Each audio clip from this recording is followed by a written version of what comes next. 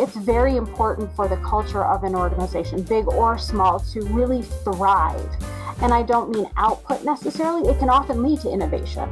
It can often lead to expansion and development. But the organization itself, the health of the organization, then also becomes a priority to those individuals within it. They want to be at work. It's not, I have to be at work.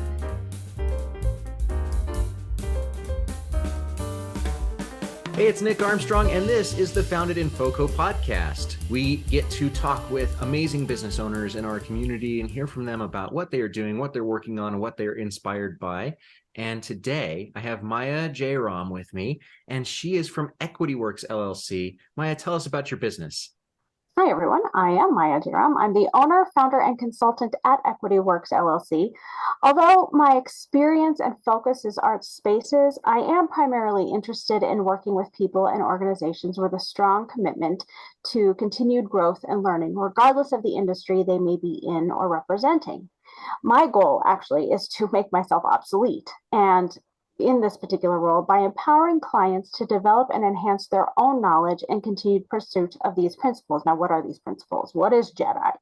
We've probably, especially in recent years, heard of DEI, EDI, DIE, DI, EI, just a whole bunch of acronyms, really. It's EIEIO at this point, all referring to justice, equity, diversity, and inclusion. So I prefer JEDI as an acronym, not only because it's really cool, but also because it does incorporate that principle of justice, which is an important component. Very often you find that it becomes window dressing. Someone in the role of DE&I or EDI, whatever you prefer, it becomes window dressing. And I kind of feel like incorporating that component of justice really does push back and push forward a bit with regards to making sustainable long-range efforts to kind of achieve these things of justice, equity, diversity, and inclusion. Hopefully that makes sense.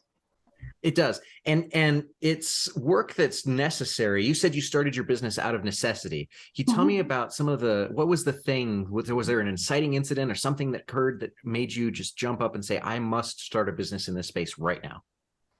Yeah.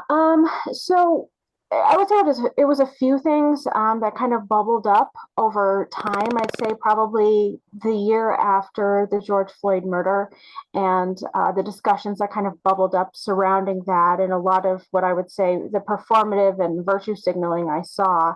I myself became curious, and interestingly enough, I do improv as one of my hobbies, and I took a class that was ostensibly called social satire, but I would argue it was anti-oppression through the lens of satire, sketch comedy, and improv. And that really opened my eyes to a lot of things that I was completely oblivious to. And that triggered also a burning desire to learn and understand more.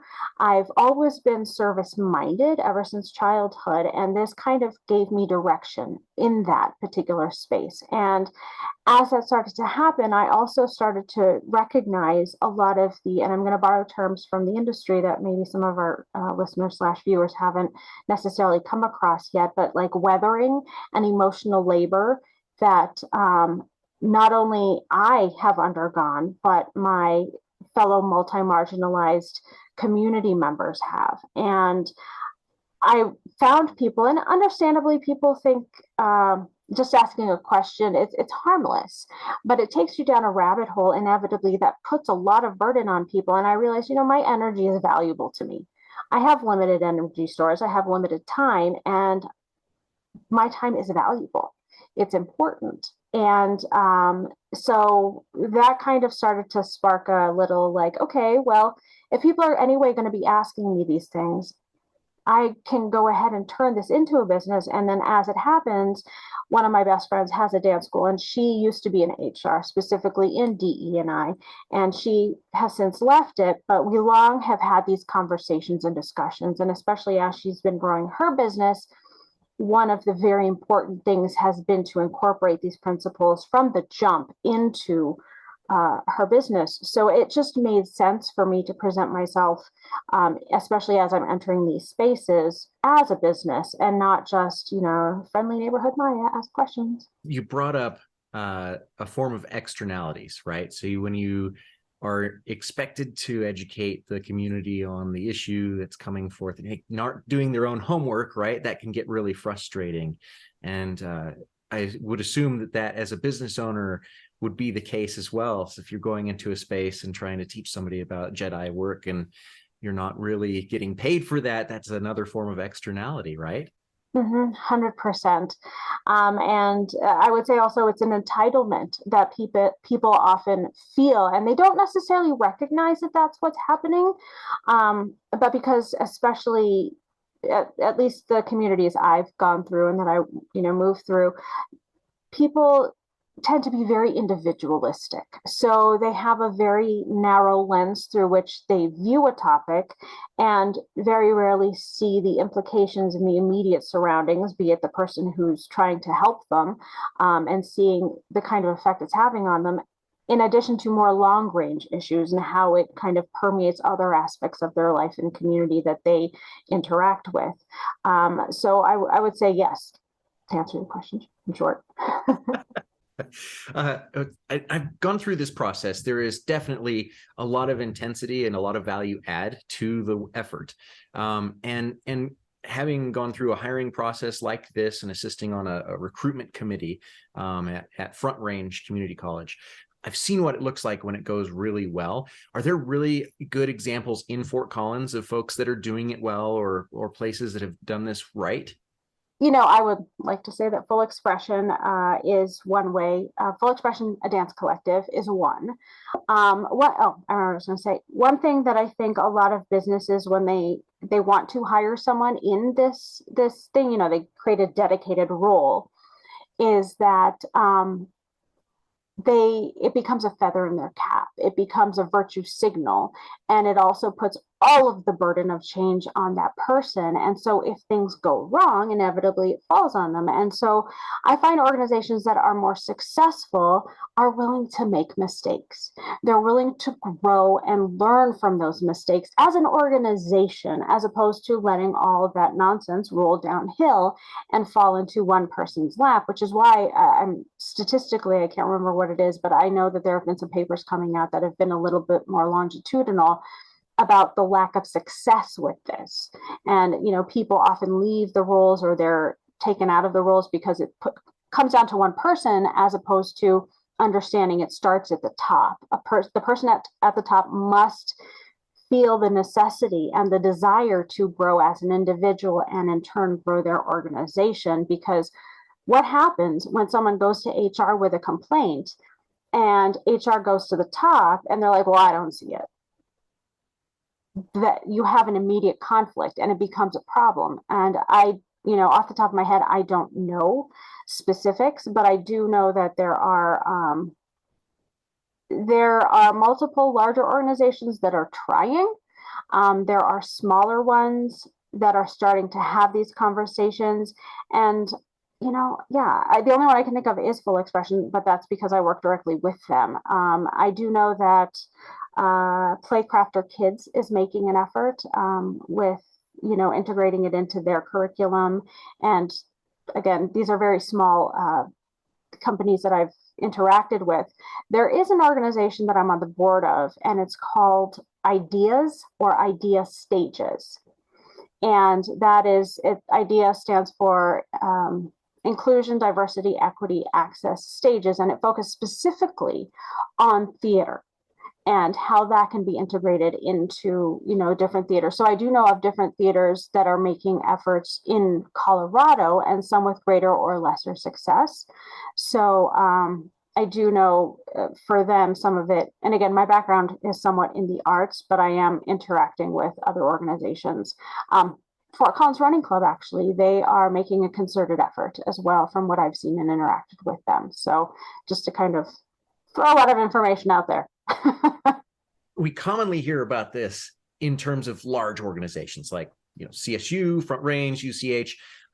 What you are describing is a much more focused approach from the arts, from a small business perspective, from smaller employers. What do the toolkits look like, and is it a different approach when you're a small business versus a larger entity that has like room for boards and room for things like that, big committees, and can recruit actively, versus like a smaller business or a mid-sized business that might not have all of those resources and might be a smaller team of just one person is the HR person instead of an entire team? Mm-hmm. Yes, and I've spoken with and consulted briefly with a variety of sizes of organizations, and one of the to use the example of a single HR person, I would encourage that organization to, at the very least, send their HR person and one of the executive, if not all of the executive team, to allyship trainings. If you can't afford to onboard someone fully, that's why you have consultants, and because my objective is obsolescence, it's to give people the tools to find the answers themselves, because this is an ever evolving and ever changing landscape. So while having a team of people in a large organization, they can take it upon themselves to go find those resources and recreate it, or implement it however is needed in a large organization. Ultimately, it does come down to the individuals. You can even look at large organizations as microcosms. I have some friends at some Fortune 50 companies who I've consulted with, and they've created affinity groups, which are great from an inclusion standpoint, but they ultimately don't necessarily function to create a much more integrative, collective, equitable experience. And the people at the top are like, here's money, or here's permission, or here are parameters, which makes them look and feel great, but there's no accountability at the top. So I honestly think that larger organizations would have a harder time to implement and execute compared to mid and small size organizations, because you have the ability to pivot much more easily and adapt much more easily. That's not to say it's easy. This work is in no way, shape, or form easy. You will make mistakes, and the sooner people acknowledge and understand that, let's take Odell Brewery. I know for a fact that they have someone, and I'm friends with the person who is there, working in DE, and I forgot to mention them, but they're being very intentional from what I've seen, even in their branding and in their execution, but they're able to. When you look at Coors or Anheuser-Busch, much bigger organizations, it's easy to send out a branding change and make it look good, but as an actual functional organization, that's extremely hard, especially since a lot of the burden often falls on those at the bottom of the food chain. So yeah, that I think my first and foremost go-to would be for either hire a consultant who's willing to work with you, and or find those resources where you can train yourself or get your people trained. And there are often, depending on the size of your organizations, there are different pricing structures and different options and opportunities available. So that I think makes it easier. But one of the big things I think is allyship, because a lot of times people jump headlong into, I'm going to revamp everything and we're going to be equitable, but who needs to be included? How do you understand how to interact with marginalized communities you're not a member of, or that you didn't realize were represented in your workforce? So I really think that that's a very big and important early step. You talked a lot about education. You talked about accountability, buy-in from upper management and the folks that are leading the charge, and making sure that too much responsibility doesn't fall on the folks who are being recruited to drive those efforts as well. Mm-hmm. Tell me about the business case behind some of this. There's, obviously a wider audience and accessibility, a wider pool of hires that you can pull from. What else? I mean, the short and sweet answer is everybody wins. A rising tide lifts all boats. It's not just, but those are not just cute idioms. They are in fact the case, because what often happens, especially when you come to multi-marginalized individuals or marginalized individuals who are in a workforce, the environment becomes oppressive in and of either through weathering or microaggressions, or just every day not having a resource to prevail upon if struggling in their marginalization. And and it's not a short term gain. To be quite honest, in one of the organizations who I've had the opportunity to continue to learn from, they're saying at least 5 to 7 years. So it is a long-term project, and it needs to be sustained. People lose morale when you start something and then they think, oh, great, I'm finally not just going to have a seat at the table, I'm going to have a voice. Because what often happens, and, this is not the be all end all, this is, a short, little vignette, but what often happens is if someone is shut down in some way, shape, or form, be it in IT or be it in, HR, whatever, if they feel like they're not being heard, it often is a result of internalized biases, be it, misogyny, or any, I can, enumerate and list them, but I'm not going to. It also creates seeds of doubt. It creates seeds of competence, which, as many people who aren't in marginalized identities know, when you have that seed of self-doubt, that can destroy a person. It destroys your confidence, but you wonder about your own competence and capabilities. And you often don't make those big leaps and those big attempts. I mean, I know that one of the big things that have come out recently is how men who, and I'll be specific, white men who only meet 60% of a criteria for a job will apply for it, whereas women can have 110% and they won't because they still have doubt. And so that's just a more obvious representation of it, but it creates a very oppressive environment, and morale of the group starts to be brought down. It can create divisions within groups as far as like being marginalized socially within the group, or that person is not gone to and they don't have the opportunity to advance within the company because people have doubt about their capabilities and their competencies because they feel they don't take those risks. And I think an organization that is willing to fail and learn from failure is also, as an organization, more likely to allow risk taking and allow growth from those risk takings. Who was it? Edison, who said, and I'm paraphrasing because I'm really bad with quotes, how he learned 10,000 ways not to make a light bulb, So it's very important for the culture of an organization, big or small, to really thrive. And I don't mean output necessarily. It can often lead to innovation. It can often lead to expansion and development, but the organization itself, the health of the organization, then also becomes a priority to those individuals within it. They want to be at work. It's not, I have to be at work. Yeah, and one of the things we've been seeing from this economy that's coming through is that in a flat economy, it's very risky for small businesses because a lot of the bigger businesses can offer more benefits or other things that can go along with those things. But for small businesses, it's a very much what is the day in, day out look like? And if you feel supported, if you feel celebrated, if you feel empowered, you're going to do a lot better work than otherwise. And you're going to have more things to contribute to that, bring you up as a person and bring the company up as a whole.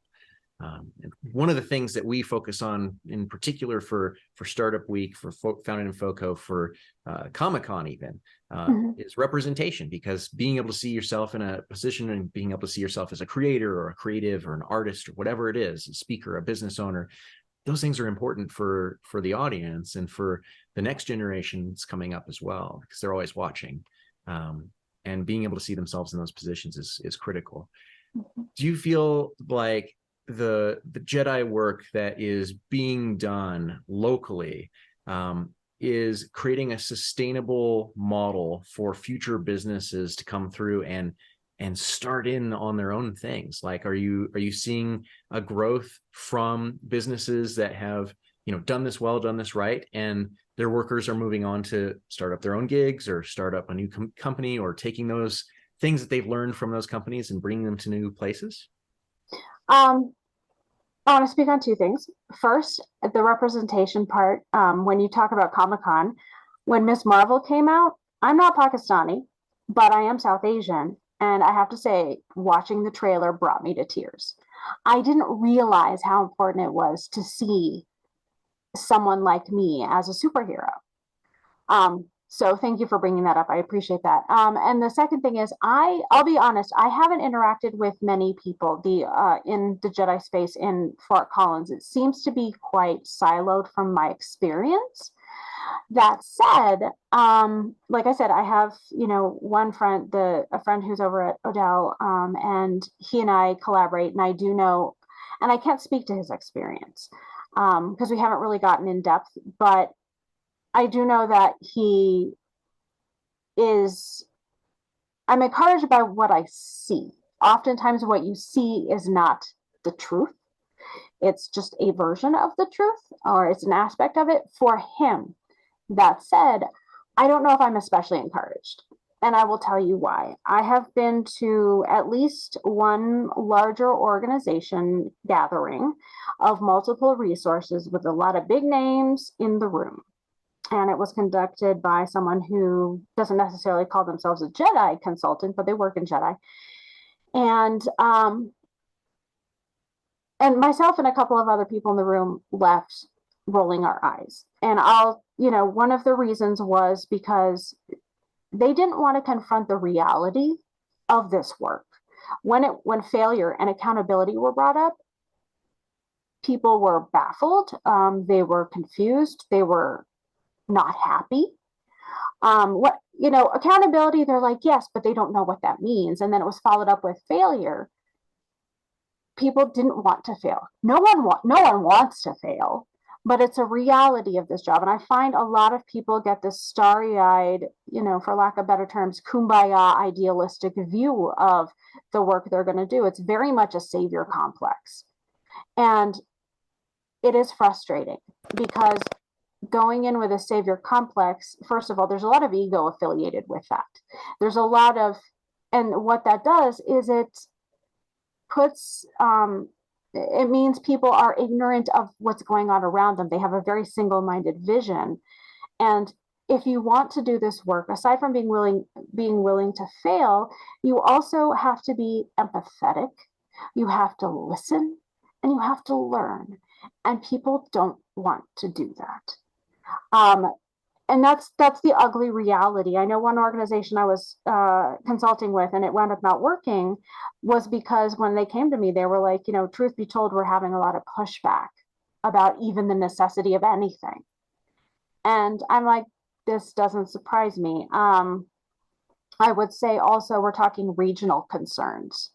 There's very clear political divisions. And so, Colorado, even though in a lot of ways we are, for lack of better terms, blue, we're a purple state. And so we have some very deep ideological and political divisions that can permeate and prevent an organization from even considering it. And when it does come to consideration, there's a lot of pushback from basic to more complicated discussions. So I would say I'm not going to be idealistic about it.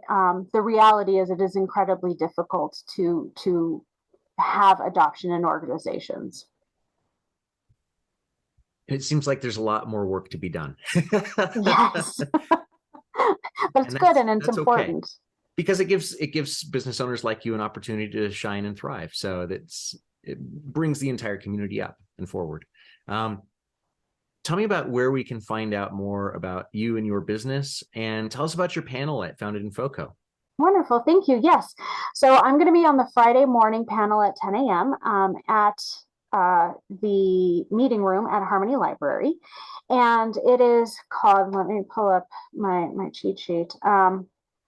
So we talk, it's 45 minutes. So in the description that you'll find on the schedule, it says we might talk about these things. It depends ultimately on who's there and who would be best served by the topic at hand. So I will, and as I was telling you, I am word of mouth at this point. As I mentioned, I'm multi-marginalized, and that also puts a huge physical strain on me. So I haven't had the bandwidth yet to put together a website or a Facebook page. And I mentioned I'm working with Full Expression, a dance collective. And so they're putting together TikTok, and some of the TikToks coming out will be as it pertains to Jedi. So if you follow them on Instagram, it's at SavBoda. And that will be coming up in the next, the next couple of weeks. My talk on March 3rd is creating community and safer spaces through Jedi work. So really, I'm not going to guarantee that we're going to come away being able to say I'm going to create a safe space. That's like an end game. It's about getting safer, more inclusive. And as you know, I think I touched upon it, as we grow and learn and evolve in this, and as more marginalized voices are being given purchase and opportunity to speak, we're learning more and we're adapting and we're pivoting. So we will move towards more safety and more equity. So, but yes, the best way to find me is at the panel. Otherwise, I can be reached by email, if that's okay to share. Equity Works, that's one word, that's EQUITY works, CO at gmail.com. So those are the best places to find me or get a hold of me. And thank you so much, Nick, for having me on. I really appreciate it. You're very welcome. And thank you for all the work that you're doing in our community. It's important work, to be sure. And it's a great first step. If you're interested in integrating JEDI into your small business, your consultancy, come to this panel. It's a great way to learn about the first steps and additional resources you can take. Hey, thanks for listening. I'm Nick Armstrong, and this is a Founded in FoCo podcast. For more great interviews like this one, join us at foundedinfoco.com.